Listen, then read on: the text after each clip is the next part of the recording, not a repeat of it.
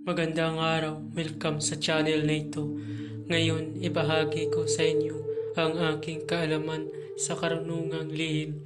Narito, salita ni Santo Lubero, pampalakas ng katawan.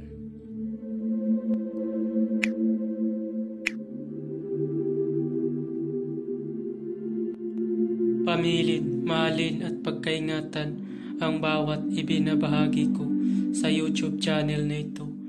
Ang kapangyarihan na kapaloob dito ay lubhang maiwaga. Gamitin lamang sa kabutihan at pagganap ng kalooban ng Diyos. Maginhuwaran at laging isa puso't isip ang 7 layunin. Una, isabuhay ang 4 na gintong simulain, makadiyos, makabayan at makatao, makakalikasan. Pangalawa, isagawa ang pag-ibig sa Diyos, pananampalataya at pag-asa sa pamamagitan ng tiyaga. Pangatlo, isakatuparan ang kabutihan, katwiran, kalinisan, katotohanan, kadalisayan, kaliwanagan, at kababaan ng kalooban. Pangapat, ipagpalaganap ang pagkakaisa, pagmamahalan, pagtulong sa kapwa, pagmimisyon, paglilinis ng sarili at pagbabago na paunlad. Panglima, magkaroon ng paggalangan, pag-unawaan at pagmamahalan sa isa't isa bilang mga kapatid at kapwa-tao. Panganim, maging dakila sa isip, sa salita at gawa para sa Diyos, sa bayan at tao.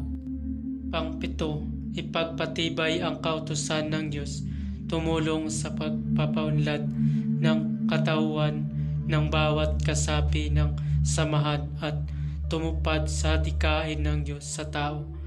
Sa pamamagitan ng pagsunod sa mga layuning ito, ang isang naghahanap sa Diyos ay makakasumpong sa Kanya at hindi pagkakaitan ng Kanyang liwanag.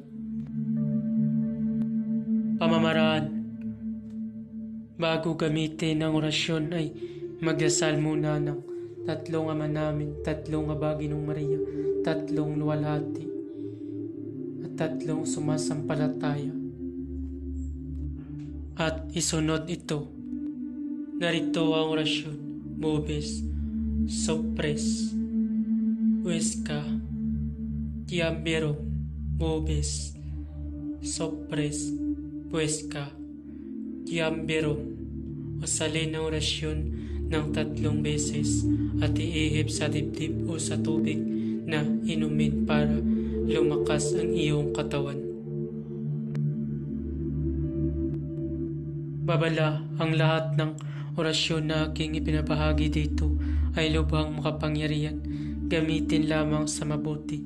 Kung sino man ang gumamit sa masama ay mayroong bad karma. Maaari maghirap habang buhay hanggang kamatayan. Maraming salamat po.